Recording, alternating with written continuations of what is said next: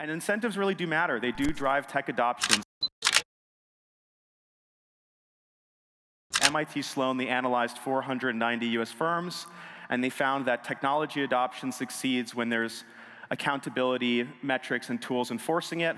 McKinsey examined hundreds of corporations and found that financial incentives directly affect outcomes. And then finally, the Harvard Business Review, they researched the link between incentive clarity and employer engagement within digital transformation. So you have to metric it, you have to provide incentives around it, and then you have to make those incentives clear. But when we look at procurement, we actually see a huge adoption problem. That we go to Dreamforce, we see 25,000 people and the Red Hot Chili Peppers playing on stage and 15,000 vendors. And then for the exact equivalent on the opposite side of the coin, we see much less. So I have a philosophy about how procurement tech developed over time.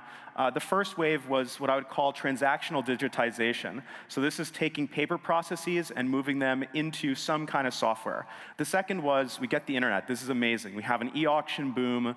You have companies like Commerce One, Ariba, and free markets. Then we see a consolidation. So we have the suite era and the development of the S2P process, a very clever invention to help people wrangle the ideas around procurement tech into a finite set of boxes, source to contract and procure to pay. And then finally, we have the add-on to S2P, which is the intake side. That's the new revolution, if you want to call it, over the last 5 years, which is, hey, we're going to also have a front door to allow people to make requests into procurement, create tickets for them to then manage.